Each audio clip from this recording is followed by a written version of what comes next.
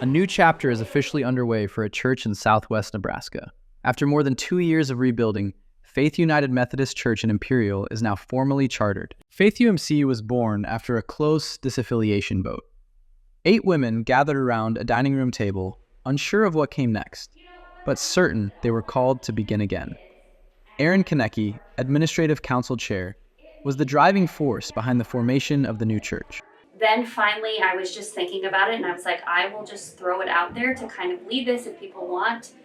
And some of the responses I got were, let's just wait and see, like, let's see what happens. And then I got in touch with the conference, and I was told, I was like, what do I say to people who say wait and see? And they're like, what are you waiting for?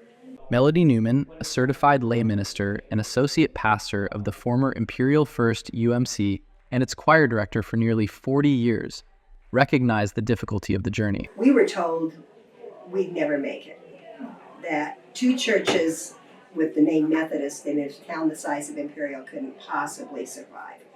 And really sort of the feeling was that when we failed, we were welcome to come back.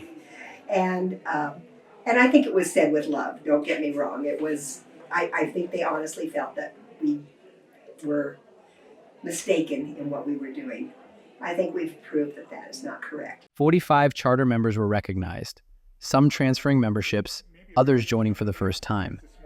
For Carol Hess, one of the 8 women who helped launch the church, this day marked a validation of their efforts. Today is kind of like a recognition that we have actually started on what we set out to do, and we are being that's an acknowledgement of what we were trying to do when we started 3 years ago. Reverend Spencer Johnson, pastor of Faith UMC since July, had some words of encouragement for others in the community and beyond.